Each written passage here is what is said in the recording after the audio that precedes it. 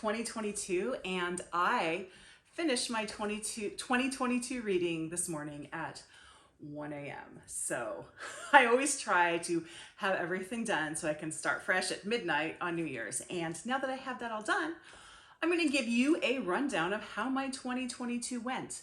I will also do a December wrap up, but I'm going to do that in a separate video just so this doesn't get so long. So this video is all about 2022.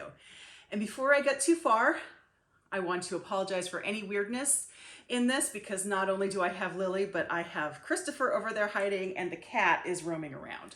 So we'll see how this goes. So how did 2022 go for me? I read 157 books, and only 6% of the books that I started ended up being DNFs. I don't know if that's good for me or not, because I haven't tracked DNFs before. I don't DNF very much. Sometimes I think I should probably DNF more, but I just don't DNF as much. I have a pretty good idea of what I like to read, and I'm pretty good at pushing through things that I'm not sure about, because lots of times they kind of surprise me in the end, or at least I hope they do. So I only have a 6% DNF rate, which is pretty good. Of the 157 books that I read, I have this all written down, so sorry, I'm going to keep looking down. 51.3% were in print, 34.6% were ebooks, and 14.1% were audio. And as far as audiences, the overwhelming 95.5% was adult fiction, and then I had 2.5% young adult and 1.9% children middle grade. In 2023, I think the children and middle grade will go up, because I'm going to be reading a book of my daughter's choosing every month. I think she's giving me the first Enola Holmes this month, so we'll see. I don't think YA is going to go up, because as I have said in past videos, YA is just not something that's speaking to me right now. I will read it, but usually only if it's like for a book club. Then where I got my books, almost 73.9% were my own TBR, so books that I owned. 21% were from the library, and then 2.5% were books that were either gifted to me or were borrowed. Usually that means they come from my postal book group, so I'm sent a book, I read it, and then I send it on to the next person. 25.5% of the books that I read were by Own Voices authors. I have jumped ahead in time and already taped my 2023 video, which will come out tomorrow. And in that, one of my goals is to get that up to 30%. And 3.8% of the books that I read this year were works in translation. My average rating for the year was 3.8, which is pretty good. That's, between a B+ and an A. And okay, so the cost of my reading, this is the first year I've tracked this. So this is how much, not how much I spent on books in a year, because that's a frightening amount, but how much I paid for the books that I read this year. So some of these books I purchased years ago. So this is not an accounting of how much I spent this year, just how much I spent on the books that I read. And it was $1,412.63, which, I don't know if that's good or bad or not. As I said, most of the books that I read were from my own shelf, which obviously I paid for, so that makes sense. A lot of the ebooks that I read, I buy on sale, so they're $2 or $3. We'll see. I'm going to continue to track this figure, and we'll see how it looks year after year. And my best recommendation source, this is the first year I paid attention to that, and I kind of had to look at it, and for me to consider it a recommendation source, I needed to receive at least 3 recommendations. I have a lot of recommendation sources where I just got one book.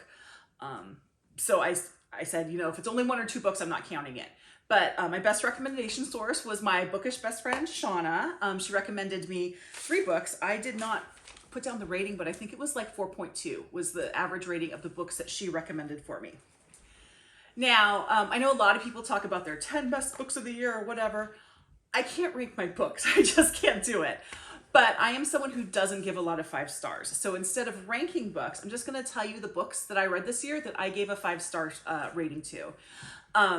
There are 9 of them. Some of them I've talked about a lot in recent videos, so I'm just going to mention them a little bit and move on, but I'll talk more about the books that I haven't mentioned. So as I said, there are 9 books, and I'm going to list them in the order that I read them throughout the year. The first book that I read was Destiny of the Republic, A Tale of Madness, Medicine, and the Murder of a President by Candice Millard. This is about the assassination air quotes, assassination of President James Garfield in the 1880s, 70s. I should probably get that date down. I put those in air quotes because there was an assassination attempt on him. He was shot by someone. However, he didn't die because of that directly. He actually died of sepsis from the wound.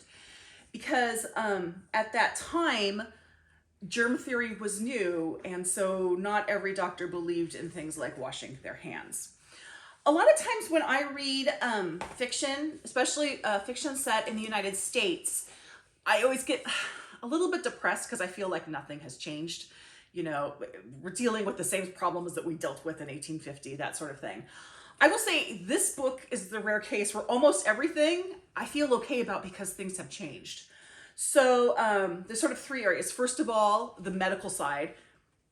Now, my brother, who also read this book, and I have had disagreements about this. I do think it has changed because I don't think things have changed because the doctor who was in charge of his treatment did not believe in germ theory. He did know about it. It was about 20 years old and he did know about it. It was something that was known among the medical community, but he chose not to follow it. He didn't believe it.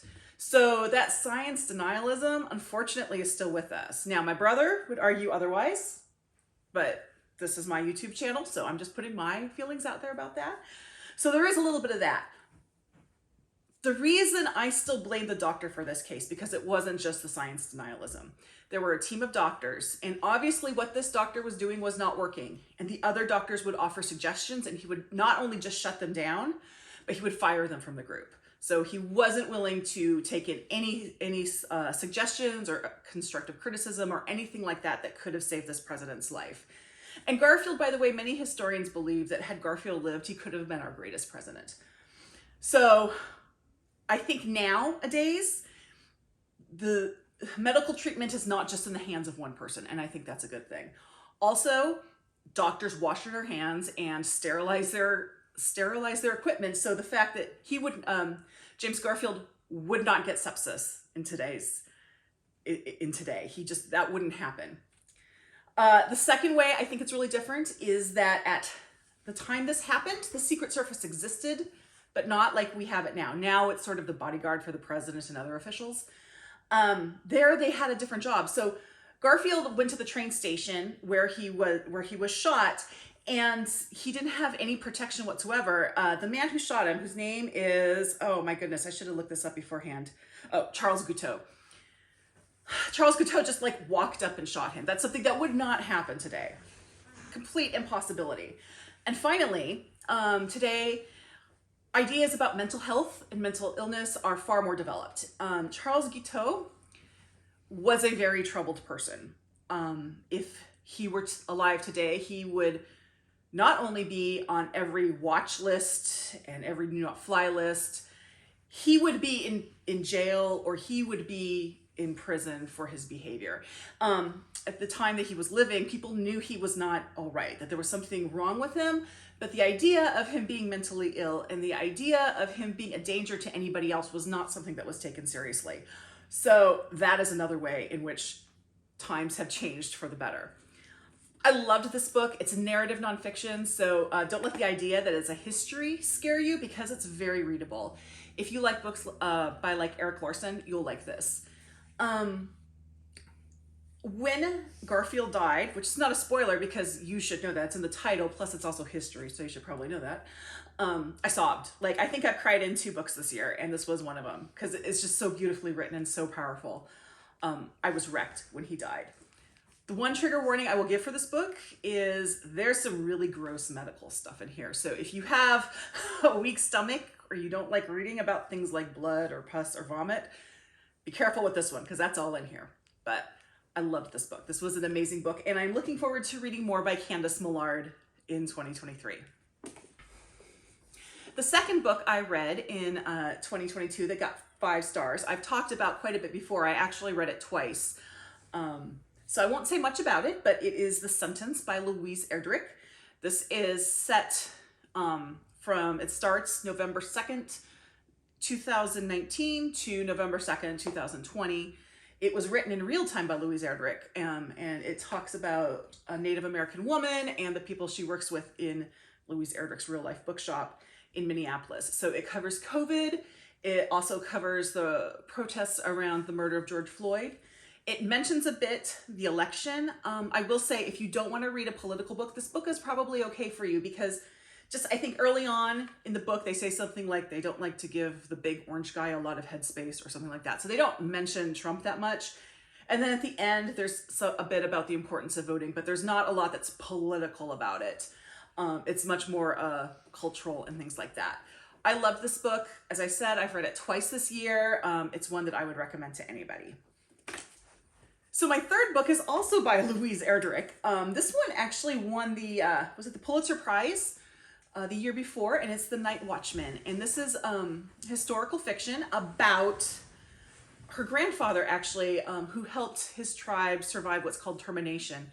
In the 1950s, there was a move by the federal government to, quote, terminate some Native American tribes, which would strip them of their benefits as Native Americans. And this follows a number of people in the Chippewa. It's the Turtle Mountain Reservation in North Dakota.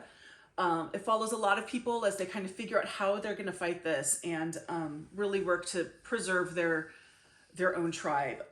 It's a beautiful book. I really enjoyed it. I read this for a book discussion. It's another great book for a book club if you're looking for something like that.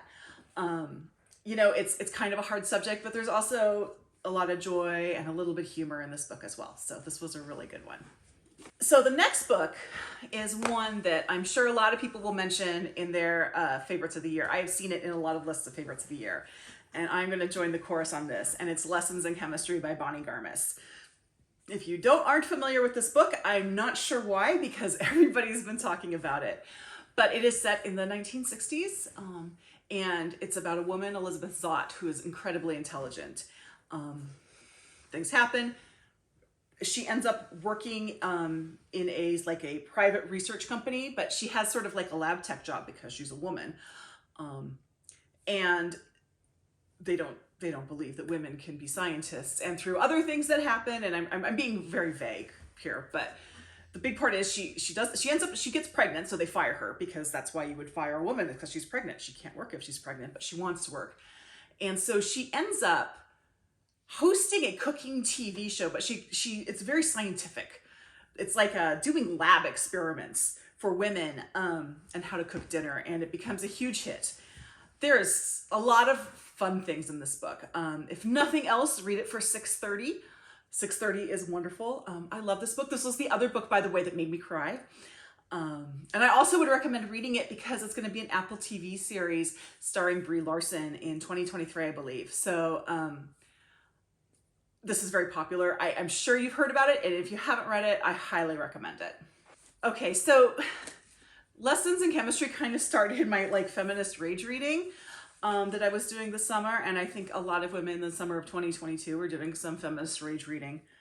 So my next one was When Women Were Dragons, and this is sort of, I guess you'd call it a historical fantasy. Basically, there was a point in time in the 50s or 60s where a bunch of women turned into dragons and then flew away. Sometimes before they flew away, they ate the men in their life. But it sounds crazy. It is a very unique book. But I also found it really powerful and very empowering. It's, I would say you need to be able to deal with magical realism. I don't know if I would call this magical realism or fantasy. It's somewhere in that area. And I know that's not everybody's cup of tea, but if you are open to it, I highly recommend this book. This was a great book. Then I have The Seed Keeper by Diane Wilson. If you like Louise Erdrich, you would like this book. This is a story of a Native American woman who she was taken out of her family, her tribe, as a young girl, and she grew up in foster care. And as an adult, she ends up marrying a farmer, and she has to walk between two worlds, between the white world and the native world. And this book deals a lot with her struggles. It also deals a lot with the struggles of farmers as farming became more of an agribusiness. This was a really moving book. I quite enjoyed it. Again, as you can tell from my list, I really like Indigenous literature. So this was another book in that. And again, if you like Louise Erdrich, you might want to give Diane Wilson and the Seed Keeper a try. The next book is one that I have talked about on here recently, and that is The Dark Queens by Shelley Puhak. It's the bloody rivalry that forged the medieval world. I don't know if you'd call this medieval. It's actually Dark Ages. The medieval historian in me kind of quibbles on that point, but it's about Brunhild and Fredegund. And as I have said, every time I've talked about this book, the best way to summarize it is House of Cards versus Game of Thrones. These women were fierce, and I am amazed that I had not heard of them before. I think that they're better known in Europe than they are in the United States, but I have a degree in medieval history and I'd never heard of them. So this was a great read, and like Destiny of the Republic, it's narrative nonfiction. So if you aren't a history person, don't let that turn you off, because this doesn't read like a history book. It reads almost like a novel. The end is brutal. I can't fault the book like that, because Shelley Puhak, the author, has to write what happened, and the ending is brutal. Just be wary of that, but this is a pretty amazing book.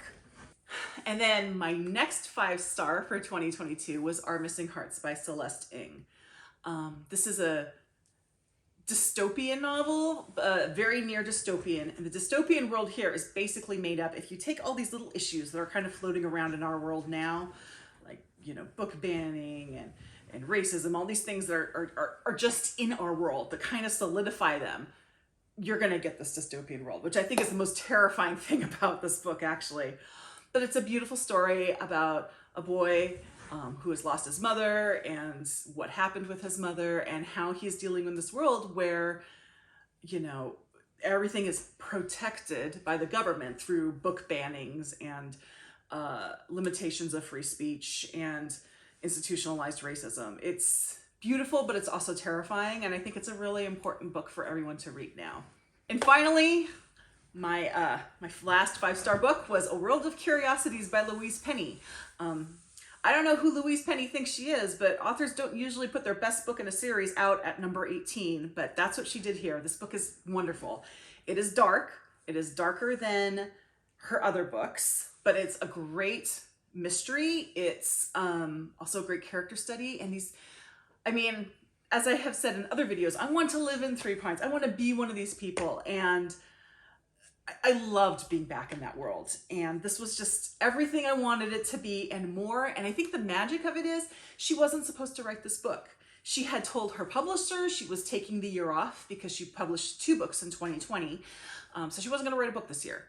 And then Armand Gamache and everyone in Three Pines came knocking on the door of her imagination, and they had a story to tell. And she wrote it, and it was worth it. It's wonderful. She does coming out with a book in 2023, so I am anxiously awaiting that one as well. So that's my 2022. I am glad to shut the book on it. It was a good year. It was a good reading year for me, but I am looking forward to seeing what 2023 has in store with me for books. As I've said, I have already filmed my New Year's Day video. It will come out at midnight my time, and so you'll know what my goals are and what books I'm starting the year with. If you enjoyed this video, please like and subscribe, and if you follow through the end, you will see where you can find me on social media. Happy New Year. I'll talk to you later. Bye-bye.